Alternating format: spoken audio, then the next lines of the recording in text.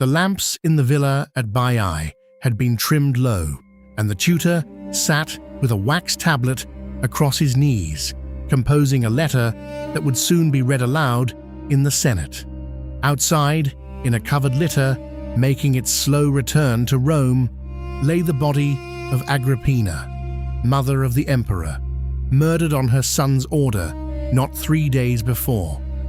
The tutor's task that evening was to explain to the fathers of the state why she had deserved to die. His name was Lucius Annius Seneca.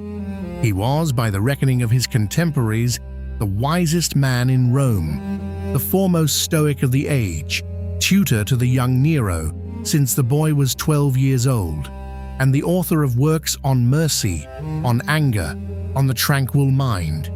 He was also, that night in the year 59, the ghostwriter of a Matricide's apology. The letter he was drafting would accuse Agrippina of plotting against her son, would list her crimes real and invented, would ask the Senate to give thanks to the gods for the emperor's deliverance. It would be read, and the Senate would give those thanks, and the decrees would be passed, and Seneca would return to his estate, and in the years that followed would continue to write letters of extraordinary moral seriousness to a friend named Lucilius, letters we still read, letters in which he speaks of virtue as the only good, of death as nothing to be feared, of the necessity of living in accordance with nature and with reason. We must sit for a moment with that composition. The Stoic who taught the world how to die well was, in that hour, writing the cover for a murder. This is not an accusation. It is the problem the man himself carried until Nero at last came for him too. And it is the problem this episode will consider. The principle before us is one Seneca never quite named as a doctrine, though it runs through his letters like a bruise under skin. Let us call it plainly the moral cost of counsel given under tyranny. The question is this: when a wise man attaches himself to a powerful man in the hope of restraining him, and when that powerful man commits crimes anyway, what has the wise man become? Has he mitigated evil, or has he lent his name to it? Is he the physician of a diseased soul, or is he the physician who signs the death certificates the disease requires? Seneca himself, in the letters to Lucilius composed in his final years, returns to this question in oblique ways. He writes in the 7th letter, "Recede into ipsa quantum potes," withdraw into yourself as much as you can. He writes in the 14th of the danger of the crowd, and of how association with the powerful corrupts the philosopher. He writes in the 22nd, "It is difficult, however, for a man suddenly to break off from things by which he is bound not by chains, but by fewer, though stronger, ties." He is speaking, we may reasonably suspect, of himself. He is speaking of the court. He is speaking of Nero. The Stoic tradition, as it came down to Seneca, from Zeno and Chrysippus, and through Panaetius and Posidonius, held that the sage participates in public life when he can do so honorably, and withdraws when he cannot. Cato had chosen death rather than serve Caesar. Thrasea would soon choose the same, rather than continue in a senate under Nero. But Seneca had chosen otherwise. He had chosen, first from exile and then from proximity to power, to remain, to advise, to draft, to sign. And in that choice lies the whole difficulty of his life and the whole substance of what he can teach us that no other Stoic quite can. For the other Stoics teach us how to bear misfortune with dignity. Seneca teaches us something rarer and more uncomfortable. He teaches us what it is to bear the misfortune of our own compromises, and to keep writing, and to keep thinking, even as we know that our hands are not clean. To understand how Seneca arrived at that lamplit table in Baiae, we must go back some decades to a Spain that was still a province of the empire and to a family of considerable wealth and considerable ambition. He was born, probably in the year 4 before the Common Era, in Corduba, in the province of Hispania Baetica. His father, Seneca the Elder, was a rhetorician of some note. The family moved to Rome when Lucius was still a child, and he was educated in grammar, rhetoric, and philosophy, drawn especially to the Stoic school through his teacher Attalus, whose lectures he would still recall with a kind of hunger decades later. He was, from youth, in delicate health. He suffered, as he himself tells us, from severe respiratory illness. He contemplated suicide as a young man from the sheer exhaustion of being ill and was restrained, he says, by consideration for his aging father. His public career began under Tiberius and continued into the reign of Caligula, who took a dislike to Seneca's oratorical style and reportedly considered having him killed. Seneca survived, according to one ancient source, only because a woman close to Caligula assured the emperor that Seneca was so consumptive he would soon be dead anyway. He was not soon dead. He would outlive Caligula, and then, under Claudius, in the year 41, he would be exiled to the island of Corsica on charges of adultery with the emperor's niece. Charges which may have been true, may have been trumped up, may have been both. He spent 8 years on Corsica. The island was to him a rock at the edge of the world. He wrote from there consolations, one to his mother Helvia, one to the imperial freedman Polybius. The consolation to Polybius is, to modern readers, a difficult document. It is fulsome in its praise of Claudius. It is nakedly a bid for recall. Seneca himself, in later years, seems to have wished to forget he had written it. But the letter to his mother is something else. In it, he tells her that virtue is not diminished by exile, that the mind carries its country with it, that the wise man is at home wherever reason is at home. He is, in that letter, teaching himself as much as her. He is composing the philosophy that will allow him to survive the rock. In 49, the Empress Agrippina, the same Agrippina whose murder he would one day help to justify, arranged his recall. She wanted a tutor for her son, the 12-year-old Lucius Domitius Ahenobarbus, whom she was maneuvering into position as Claudius's heir. Seneca was, at 53, given the assignment.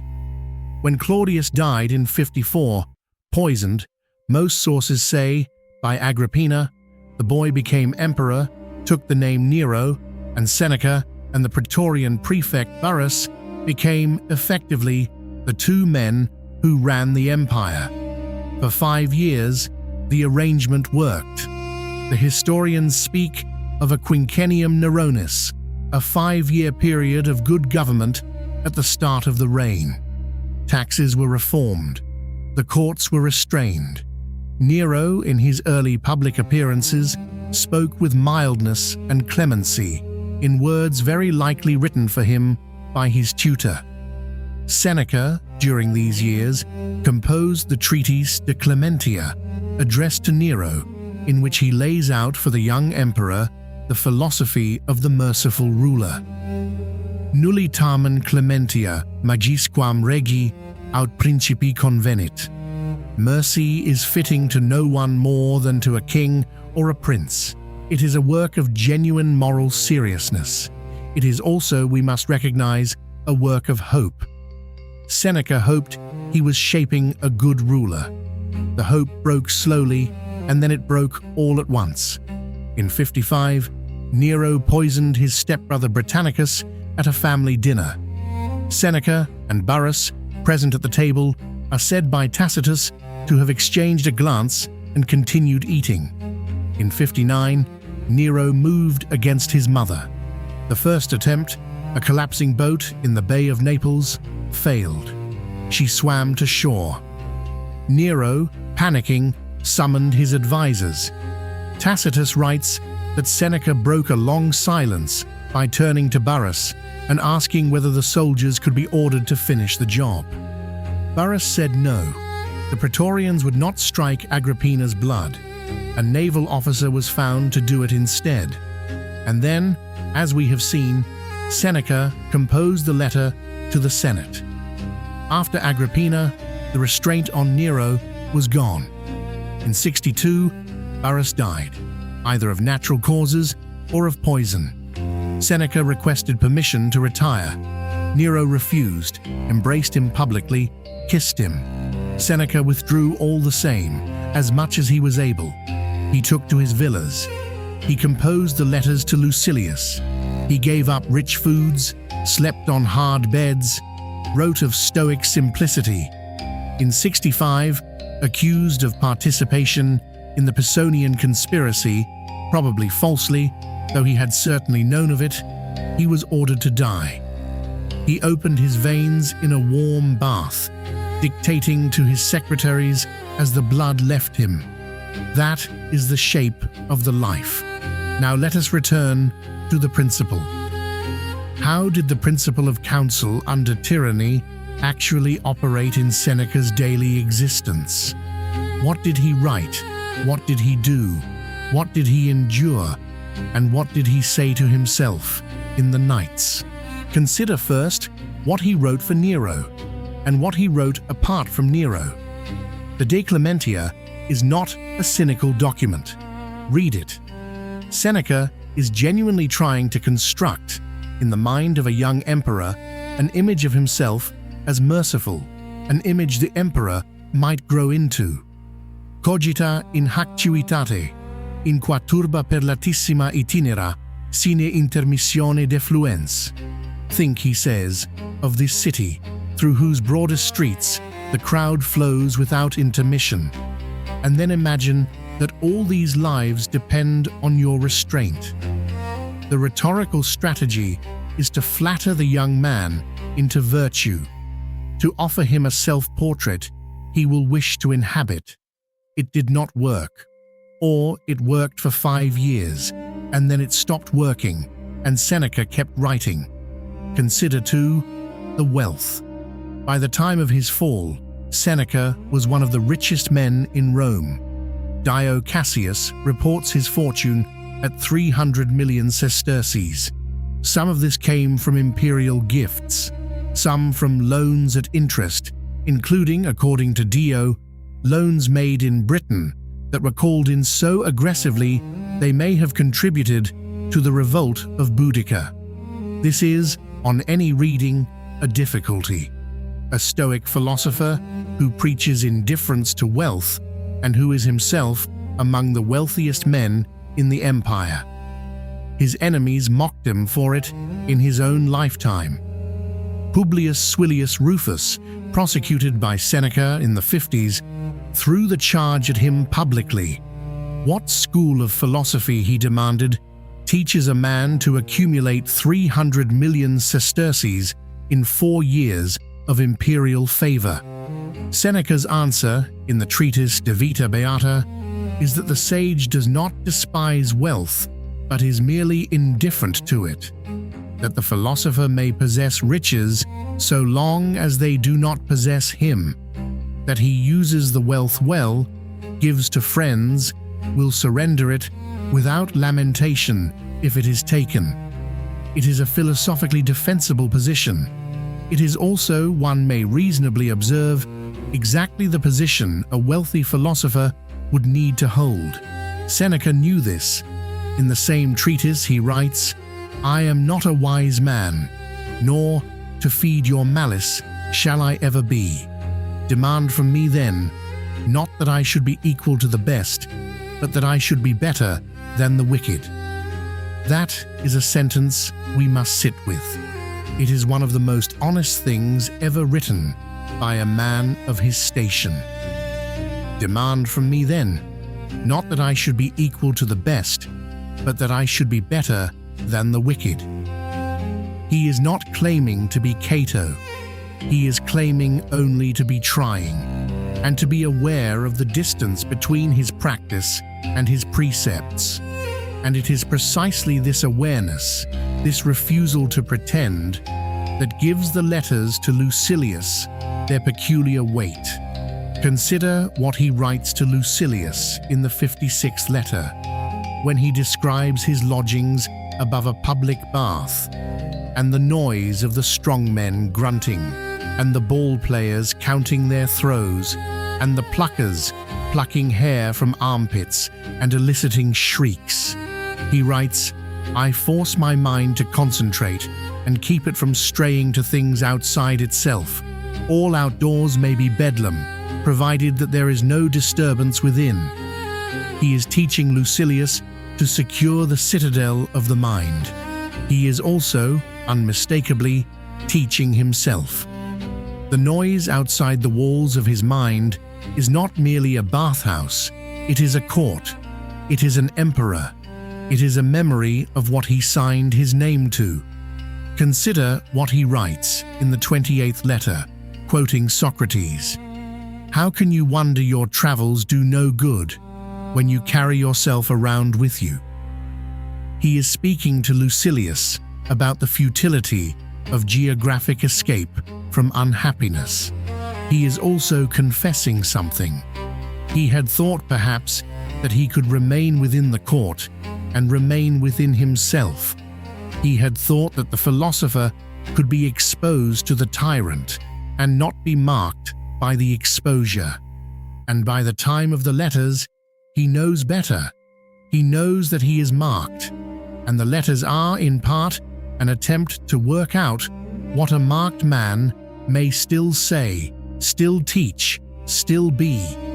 There is a further passage worth pausing over.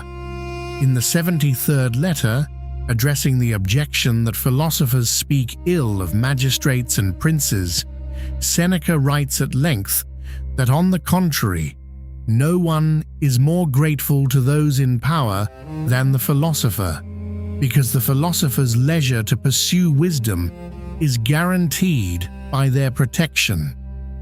The letter reads, to the modern eye, uncomfortably. It reads like a man justifying his own position. It probably is a man justifying his own position, but it is also a serious argument about the interdependence of philosophical activity and political stability, and it is written by someone who has paid, in the coin of his conscience, to learn that argument. The daily practice, then, of Seneca's principle looked like this. He rose early. He read. He wrote. He conducted affairs of state, and when required, of state. He observed his own conduct with a severity he recommends to Lucilius in the 83rd letter, Faciam ergo quod facerete eubeo. I shall therefore do what I bid you do, namely, review the day at its close, examining what has been mended and what worsened in the soul. He tried, we must assume, to be better than the wicked. He knew he was not equal to the best. He kept writing. What then is Seneca teaching us? What is the structural lesson of a life like this? He is not teaching us that compromise is fine. He is not teaching us that proximity to power is neutral. He would be the last to teach either of those things. The letters to Lucilius are, in large part, a warning against the very life Seneca himself was leading. Recede in the Ips. Withdraw into yourself. Flee the crowd. Flee the powerful. Do not let your name be used. But he is teaching us something the pure ascetic cannot teach us, and it is this. The moral life is not a matter of keeping one's hands clean. It is a matter of what one does with hands that are not clean. The Stoic ideal of the sage is a limit, an asymptote, a figure toward which the ordinary human being moves but never arrives. Cato may have been the sage, or nearly. Most of us will not be. Most of us will find ourselves, at some point, having served a cause we later cannot defend, having spoken a word we later cannot retract, having lent our credit to a project whose true nature emerged only after our credit was spent. And the question then is not whether we can undo what we have done. The question is what we do next. Seneca's answer, worked out in the years after Agrippina's death, is that we keep thinking, we keep writing. We do not pretend the compromise did not happen. We do not either use the compromise as an excuse to abandon the discipline. We hold ourselves to the philosophy more strictly, not less, because we know how far we have already fallen from it. Non sum sapiens. I am not a wise man. This is not a shrug. It is the beginning of a task. There is a second lesson, and it is harder. Seneca is teaching us that the wise man's presence at the tyrant's side is a real strategy and a real failure, and both must be acknowledged. For 5 years, the arrangement did restrain Nero. Britannicus and Agrippina and the burning of the city did not happen in those 5 years. It is not nothing to have delayed evil for 5 years. It is also not the same as having prevented it. And the strategy of restraint, once undertaken, has no clean exit. The moment you have advised a tyrant, you are complicit in what the tyrant does after your advice ends, because your continued presence lent legitimacy, and your absence would have withdrawn it. Seneca discovered, as many advisors have discovered before and since, that there is no honest way out of that room once one has entered it. The door opens only onto death. He is teaching us, third, to be careful about entering the room in the first place. The letters are unambiguous on this. If you can avoid the court, avoid it. If you can avoid the crowd, avoid it. If you must associate with the powerful, know what you are risking. Know that you are risking not merely your life, which is a small thing, but your capacity to think of yourself as a person of a certain kind. That is the thing tyrants most reliably take from those they employ. Not their lives, those come later, if at all, but their picture of themselves.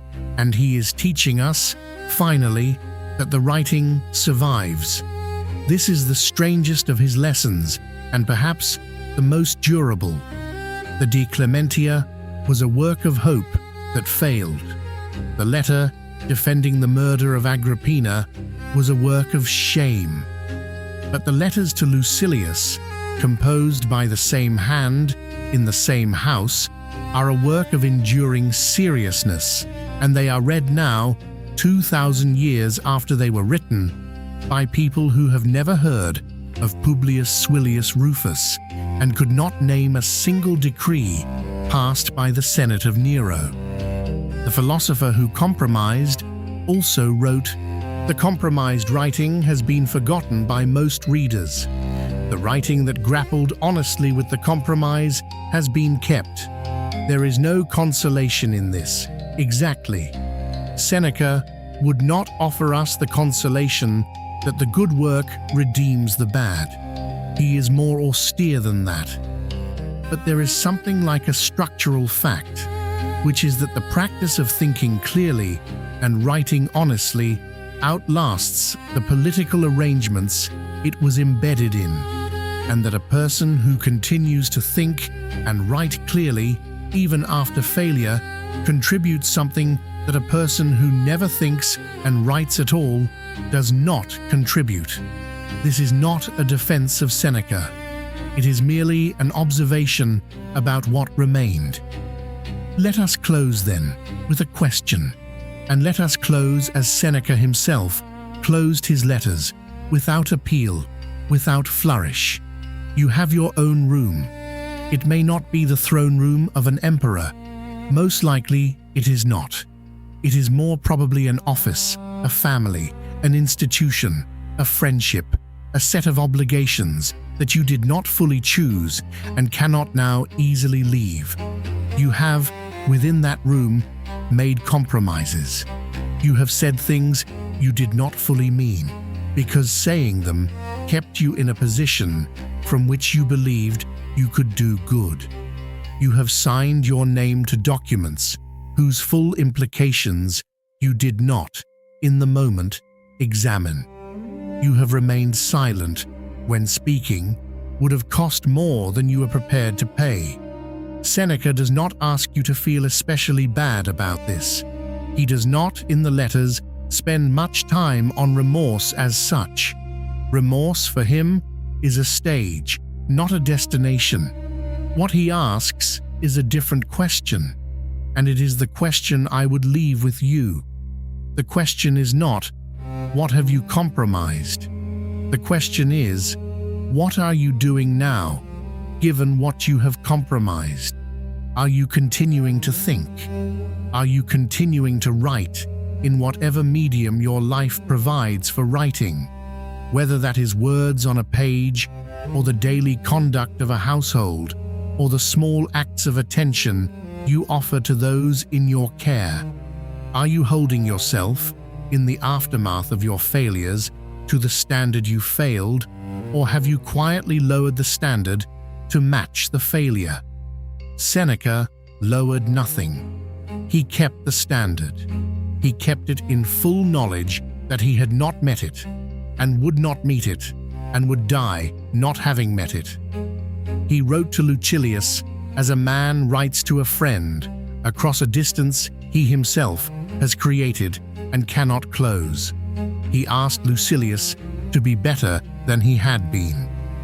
He offered his own life without disguise as an example of what it looks like to try and to fail and to keep trying anyway.